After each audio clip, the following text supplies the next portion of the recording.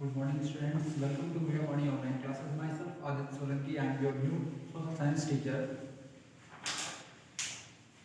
आप लोग क्लास 6 में भी हिस्ट्री को पढ़ चुके हो, तो आप लोगों को पता होगा कि हिस्ट्री में आपके बुक में 3 पार्ट दिए गए हैं। पहला है आपका हिस्ट्री, सेकंड है आपका ज्योग्राफी, थर्ड है आपका सोशल एंड पॉलिटिकल लाइफ, जिसके बारे में आप पढ़ चुके हो। तो मुझे नहीं लगता है कि आपको इसको फिर से एक बार इन पार्ट को डिटेल में एक्सप्लेन करने की ज़रूरत है। तो हम लोग बात करते हैं हम सीधे अपने 7th क्लास के सिलेबस की। 7th क्लास में हम लोग आज कि इस वीडियो में पढ़ेंगे पहला चैप्टर, जो कि है आपका व्हेन, वेयर एंड हाउ। अब सबसे पहले समझ लेते हैं कि ये when, where and how history का जो कि पहला चैप्टर है, इसमें किस टाइम पीरियड की हम लोग बात कर रहे हैं और किस टाइम से किस टाइम पीरियड के बारे में हम लोग पढ़ेंगे। इसमें आप 7th क्लास की जो हिस्ट्री है उसके बारे में बताया गया है। 7th क्लास की हिस्ट्री में हिस्ट्री का कौन सा पार्ट आता है, सबसे पहले ये जान लेते हैं। जो आपकी हिस्ट्री है उसको अच्छी तरीके से पढ़ा जा सके, उसके लिए उसको 3 पार्ट में डिवाइड किया गया है। पहला है आपका एशियन, देन आपका मिडिवल, उसके बाद आपका आता है मॉडर्न हिस्ट्री। पहला है आपका एशियन,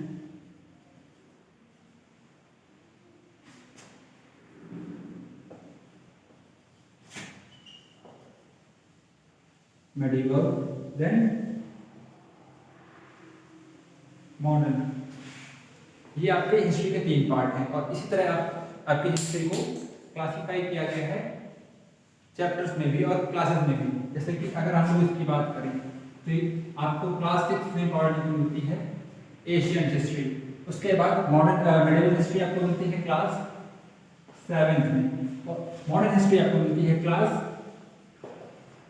8th में। अब हालांकि हम लोग क्लास 7 की बात कर रहे हैं, तो हम लोग मॉडर्न के पार्ट को हटा देते हैं क्योंकि इसको आपको 8th क्लास में पढ़ना है, और एशियन के पार्ट को भी हटा देते हैं क्योंकि इसको आप लोग पढ़ के आए हो 7th क्लास में। हम लोग बात करते हैं सीधे मेडिवल की। अब जो मेडिवल हिस्ट्री है इसका टाइम पीरियड स्टार्ट होता है 800 से लेके 1800 तक, और 800 से 1800 तक ये आता है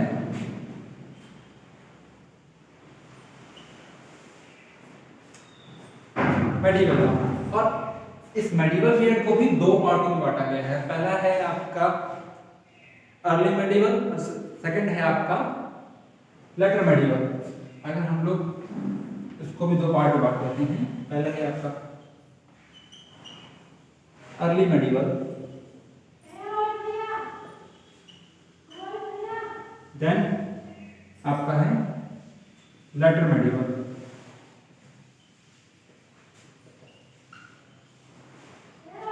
अर्ली मेडिवल जो पीरियड है इसका टाइम पीरियड है आपका 800 से लेके 1300 तक, और जो लेटर मेडिवल पीरियड है उसका है 1300 से 1800 तक। और 1800 के बाद आपका जो मॉडर्न हिस्ट्री है वो स्टार्ट हो जाती है, मतलब इसकी चर्चा हम लोग 8th क्लास में करेंगे। अब सबसे बड़ी बात, जब ऑलरेडी हम लोगों ने इसको क्लासिफाई कर दिया था 3 पार्ट में, यानी कि एशियन, मेडिवल और मॉडर्न में, तो हम लोगों ने इसको फिर से क्यों क्लासिफाई किया, यानी कि अर्ली और लेटर में क्यों बांट दिया। देखिए, किसी भी चीज़ को हम लोग बांटते क्यों हैं, क्योंकि हम उसको अच्छी तरीके से उसका अध्ययन कर सकें। तो इसके बीच में आप देखिए 1000 ईयर आ रहा था अप्रॉक्स, तो 1000 ईयर को आप हम लोग एक साथ नहीं पढ़ सकते। अगर इसके हिस्से कर लें, 2 हिस्से कर लें या 4 हिस्से कर लें, ठीक है, तो उसको हम लोग अच्छी तरीके से पढ़ सकते थे कि अब इनको इनके कैरेक्टरिस्टिक्स और इनकी जो विशेषताएं होती हैं उसके अकॉर्डिंग इनको बांटा गया है। सपोज दैट जो अर्ली मेडिवल के लोग थे वो एक जैसी चीजें करते थे, और उसके बाद कुछ रिवॉल्यूशंस आए, कुछ विकास हुए, then medieval sorry later medieval जो पीरियड था उसमें कुछ विकास हुए और लोग अलग तरीके की चीजें करने लगे। तो इस वजह से ये भी एक कारण होता है किसी भी टाइम पीरियड को 2 पार्ट में बांटने का। तो ये तो बात हो गई हम लोगों की मेडिवल हिस्ट्री की।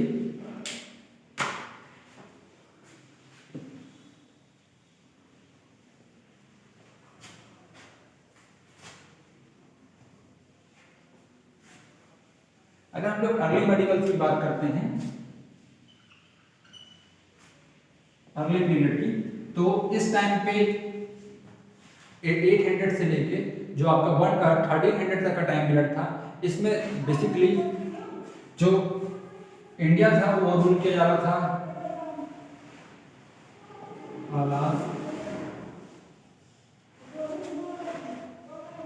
पांड्याल और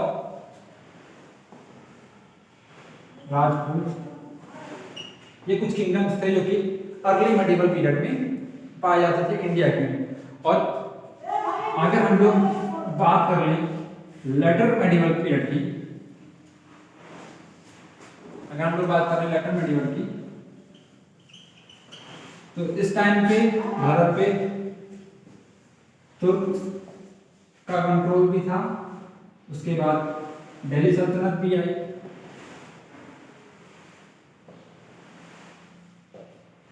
फिर मुगल्स भी आए और फिर ब्रिटिशर्स भी। ब्रिटिशर्स का जो एरिया है वो आपको चला जाता है मॉडर्न में। तो ये हो गई किस टाइम पीरियड पे किसने किसने भारत पे राज किया। अब ये हेडिंग फर्स्ट हो गई आपकी। सेकंड है silent feature of the medieval period. अब मेडिवल पीरियड के फीचर्स क्या क्या थे? पहला फीचर्स आपका दिया गया है sufficient historical material is available as compared to the Asian period. अगर हम लोग एशियन पीरियड से इसका कंपैरिजन करें तो हम लोगों के पास काफी ज्यादा हिस्टोरिकल मटेरियल थे, यानी जिससे कि हम लोग हिस्ट्री के बारे में ज़्यादा बेहतर तरीके से जान सकें। या हम लोग सिंपल लैंग्वेज में कहें तो अगर हम लोग एशियन पीरियड से इसका कंपैरिजन करें तो हम लोगों के पास बहुत ज़्यादा सबूत थे। देन सेकंड पॉइंट है आपका राइज ऑफ द भक्ति एंड सूफी मूवमेंट। भक्ति और सूफी मूवमेंट का उदय हुआ।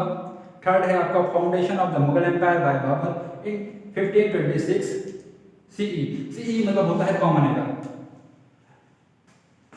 फोर्थ पॉइंट है आपका rise of the Marathas and Sikh, यानी कि मराठा और सिख का भी उद्गम हुआ।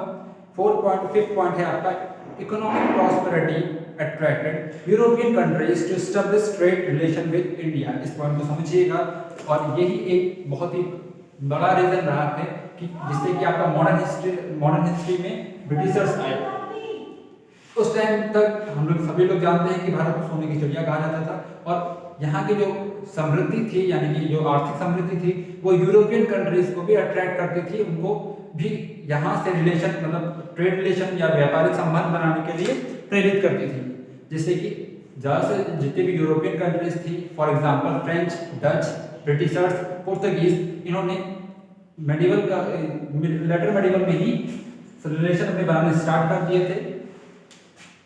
सिक्स है independence of several provincial kingdom of in the eastern as well as peninsular India. और कई प्रांतीय राज्य भी आजाद हुए किस डायरेक्शन में? ईस्टर्न और पेनिनसुलर इंडिया में।